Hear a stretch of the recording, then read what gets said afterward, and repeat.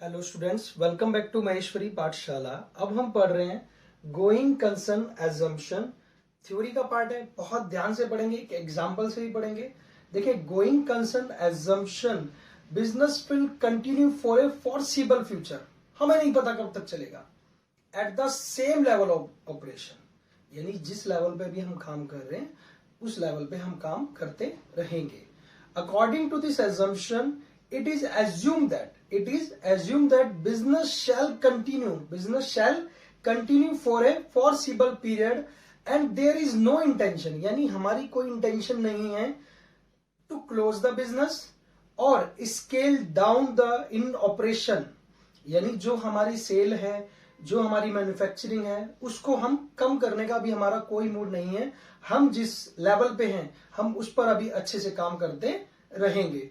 It is because of this concept that a distinction is made between capital expenditure, that is expenditure that will give benefit for a long period, यानी capital expenditures जो हम करते हैं business में, enterprises में, उसके जो benefits हैं हमें बहुत लंबे समय तक मिलते हैं।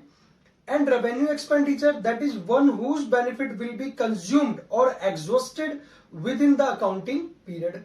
रेवेन्यू एक्सपेंडिचर जो भी होते हैं वो क्या होते हैं, within a year exhaust हो जाते हैं। ठीक है। On the basis of this concept, fixed asset are recorded at their original cost. On the basis of this concept, the fixed asset are recorded on their original cost and they are depreciated in a systematic manner over their expected useful life. For example, a machine purchased is expected to last 10 years. हम ये मानेंगे कि कोई हमने machine खरीदी और वो कितने साल, 10 साल तक चलेगी। The cost of the machinery is spread, यानी हमने क्या किया, जो कॉस्ट थी मशीनरी की उसको 10 वर्षों तक छोड़ दिया। यानी कि जस्ट सपोज करिए मैंने एक 50,000 रुपए की एक मशीन खरीदी है, करेक्ट, ठीक है, और मैंने माना ये 10 साल चलेगी, तो यानी हर साल का मेरा 5,000 रुपए क्या हो गया, एक्सपेंस हो गया। समझ पा रहे हैं बात को? मैंने क्या किया, इसकी कॉस्ट को क्या किया, आने वाले 10 वर्षों में स्प्रेड कर दिया।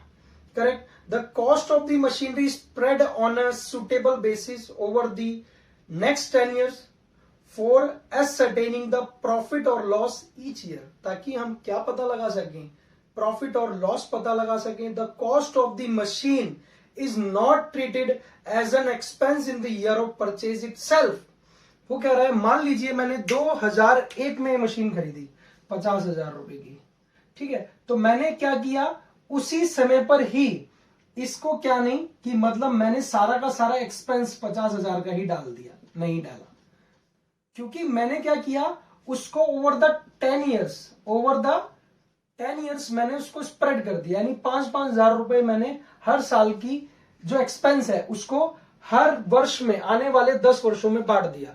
ठीक है। तो इसका मतलब क्या है, क्या मैं सोच रहा हूं क्या बिजनेस को बंद कर दिया जाएगा? नहीं, बिजनेस जो है वो कंटिन्यू करेगा। ठीक है। Thank you so much for watching this video. Thank you.